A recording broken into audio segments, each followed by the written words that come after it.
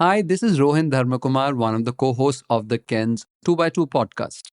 And this is Praveen Gopalkrishnan, the other host of 2 by 2 podcast. Are you excited, PGK? Uh, Actually, I'm more terrified than excited. I'm excited also. Well, I haven't heard you. Yeah, I haven't heard you being terrified since what's it like 6 days? Live events are terrifying, Rohan. I have done live events. You've done stage. I just remembered I've done stage. Well, thank God there's no photographic or videographic evidence of that, but we're back on stage. We are back on stage. Context for listeners, the Ken and we are doing our very first live subscriber event this coming Monday. That's 24th of March at the Bangalore International Center's auditorium. It's at 5 p.m. or you'd want to be there. Why, Praveen? Because we have two fantastic guests. We have Nitin Kamath, founder and CEO of Zerodha, and we have Deepak Shenoy, founder and CEO of Capital Mind. And we are here to discuss something very interesting. Something that nobody wants to talk about or imagine as a possibility or think is actually going to come to pass. What is it? It's about India's falling stock markets and what happens if this falling stock market continues for another 24 months. What are the effects of that? Interesting. I know you must be wondering, okay, stock markets are falling. What's a big deal? But where did this 24 months come from? Well, I think of it as a constraint. Praveen, how would you explain? I mean, why are we discussing what happens if stock markets continue to fall for 24 months? Yeah, because the thing with stock markets is they just say it's like a random walk. No, some days it's up, some days it's down. And we've never really seen this Not really. If you're an Indian investor, especially if you're a young Indian investor, most days they're up. They're up, and you've never Or were seen up. a downturn really. And I think now the possibility of a downturn Just that like would salaries last never for- go down, Correct. Salaries never company go down. workforces never get cut. Correct. And for a long time, people were saying that invest in the stock market. It's never going to go down. You're always going to make money. And well, I don't think that's true anymore. I think the possibility is starting to get. The possibility of it going down for a significant period of time is actually quite interesting, scary, and exciting, just like how I'm feeling about the event. That's right. The event is called Beyond the First Order because we want to look at what happens beyond merely just the numbers, right? Yeah, sure, the stock market goes down, and most of us read about the effects of it, the first order effects of it in the newspapers or news websites each day. But we want to go beyond that. We want to see what are the second order effects, what are the third order effects, what happens if these markets continue to go down and stay down for the next 2 years. Which companies, what sectors, what careers are affected by it, and how should we as individuals and professionals prepare for it? Yeah, and so some of the things that come to mind are what happens to all of these tech startups that are waiting to go for an IPO? What happens to all of these employees who are holding on to ESOPs? What happens to the startups that are already public and they're looking at this and wondering, okay, what can we do now? What happens to fintech? What happens to real estate? What happens to SIPs? What happens to all the ways that people have invested till now and how that's going to change? It's fun. You're wondering, is this an event worth your time? I bet it is. It's going to be roughly a 2 hour event. It's going to be me and Praveen on stage with Nitin and Deepak, asking them a bunch of questions which we've already researched, and a lot of the Ken subscribers and people who've already registered for the event have written into us. There will be an interactive Q&A session at the end as well. We intend to make it a really interesting event. I mean, the Ken started in 2016.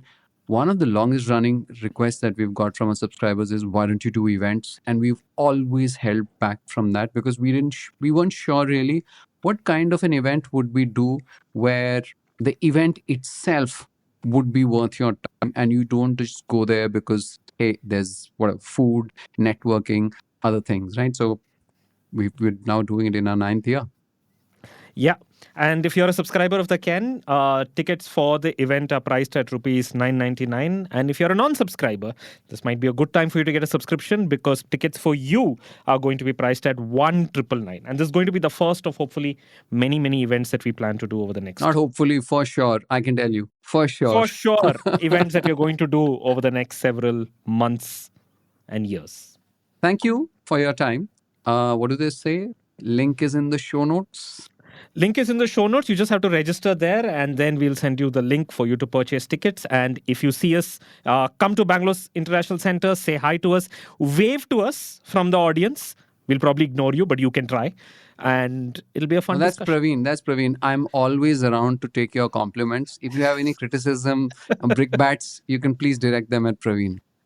That's the split between us at the Ken and on 2x2.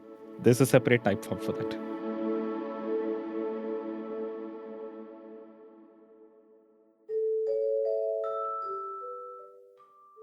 Over the last few years, French pharma giant Sanofi SA's core business here in India has steadily lost some steam.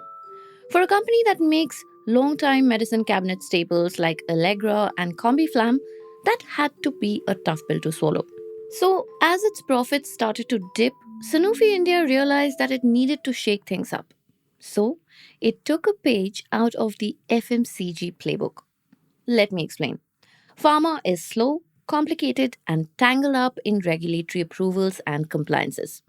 Meanwhile, consumer healthcare is fast moving and it has far fewer rules and enjoys better margins.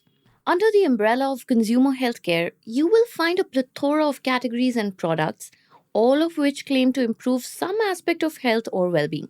Think supplements or over the counter medications like Crocin or Sanofi's own Allegra, or even things like protein bars. These are products that you can toss into your shopping cart and purchase without the hassle of a prescription. It sounds like a pretty sweet deal, right? Which explains why just last year, Sanofi India decided to demerge its consumer arm and list it as a separate entity, Sanofi Consumer Healthcare. Sanofi even gave it a shiny new label, FMCH, or Fast Moving Consumer Healthcare. Think about it this way. It is your quintessential FMCG playbook applied to medicine cabinets. And this approach seems to be working out well for the French company. Sanofi Consumer Healthcare has been picking up some of the slack. By the first quarter of 2024, it was already contributing 30% of Sanofi SA's total sales and 40% of its operating profit. And that is the point, really. Consumer healthcare is doing exactly what Sanofi wanted to do, which is offset the pharma slowdown with the faster, smoother world of over-the-counter products. Now, of course, Sanofi did not invent this move. Zydus Life Sciences figured it out way back in 2008 when it created Zydus Wellness, the entity behind sugar-free and Glucon-D. And after that, we saw giants like GSK and Johnson & Johnson follow suit. But here's the thing about Sanofi.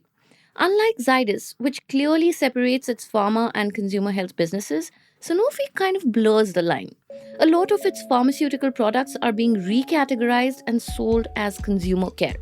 It also does not help that all of this is coming at a time when FMCG in India is really taking a beating. Welcome to Daybreak, a business podcast from the Ken. I'm your host Nikta Sharma, and I don't chase the news cycle. Instead, every day of the week, my colleague Rahil Philippos and I will come to you with one business story that is worth understanding and worth your time. Today is Thursday, the 20th of March.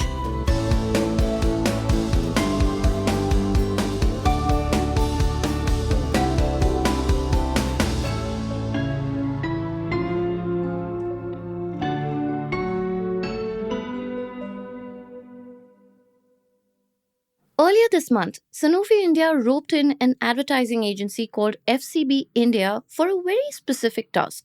It wanted the agency to help it push Dalco Flex, which is its laxative brand, to more Indian households. Now, typically, a pharma company would not be able to splash celebrity endorsements across Instagram.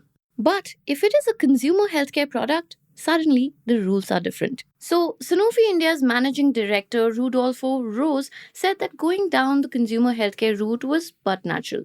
He pointed out how Reckitt, Procter & Gamble, and Unilever have been doing it forever. So now, even Sanofi SA's global consumer division, Opella, is eyeing the big leap. It is planning to make Cialis, which is an erectile dysfunction drug, available over the counter. If it is approved by the US's FDA, Americans may be able to pick up a box as easily as they do a pack of gums. But it is not that straightforward in India. The government only started reviewing which prescription drugs can go over the counter in May 2024.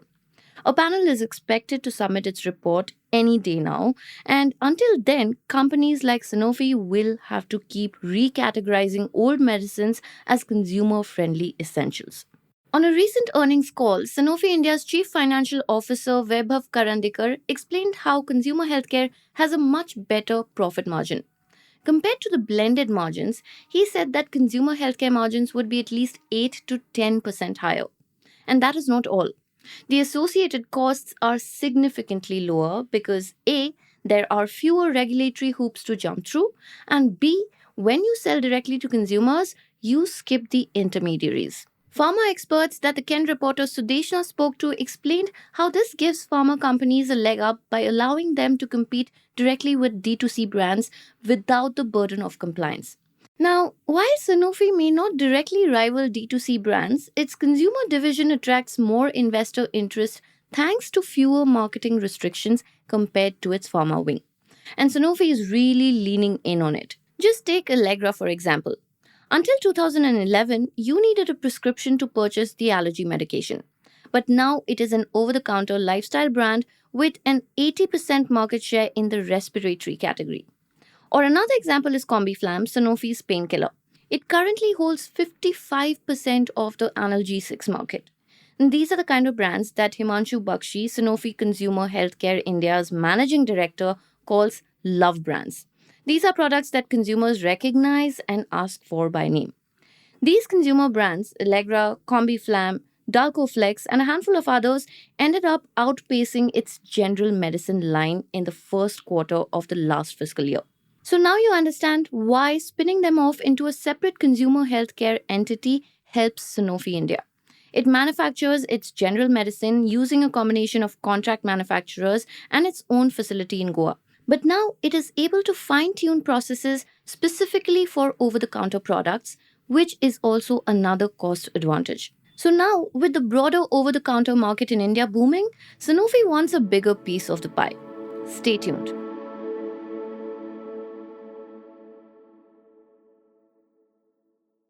Going down the FMCG or, well, FMCH path means unlocking a trove of consumer data. And this is data that a lot of pharma companies would not otherwise have access to. So naturally, they are rising to the occasion. Most pharma companies, Sanofi included, want to leverage this data to grow. And e commerce is the obvious play to make that happen. It allows you to sell straight to consumers, and along the way, you are able to learn exactly how, when, and why they are buying. Zydus Wellness is already watching these shifts in consumer behavior quite closely.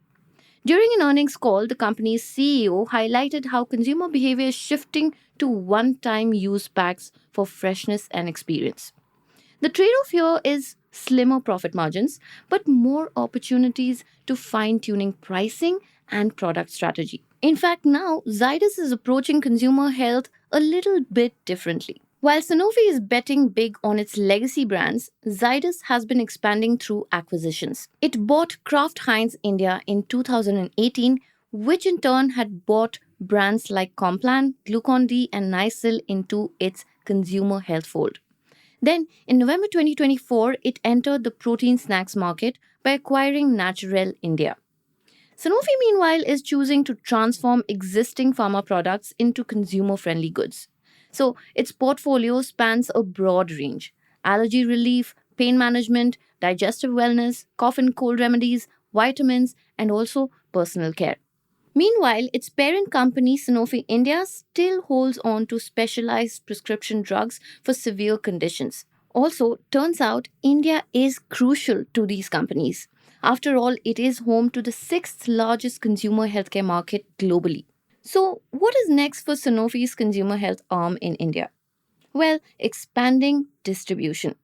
Now, as more and more consumer healthcare brands are starting to occupy the shelves of grocery stores and e commerce platforms, Sanofi cannot be left playing catch up.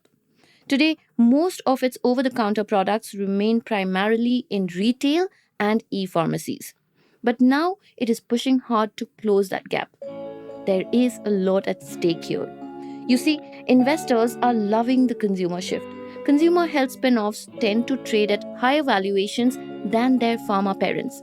So, regulatory ease, better margins, and happy investors, it is no wonder that pharma wants a piece of the FMCG playbook.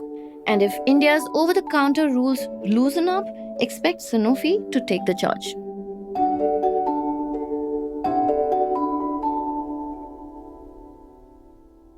Daybreak is produced from the newsroom of The Ken, India's first subscriber-focused business news platform. What you're listening to is just a small sample of our subscriber-only offerings.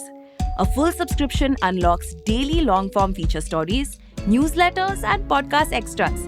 To subscribe, head to theken.com and click on the red subscribe button on top of the Ken website. Today's episode was hosted by Snigdha Sharma and edited by Rajiv CN.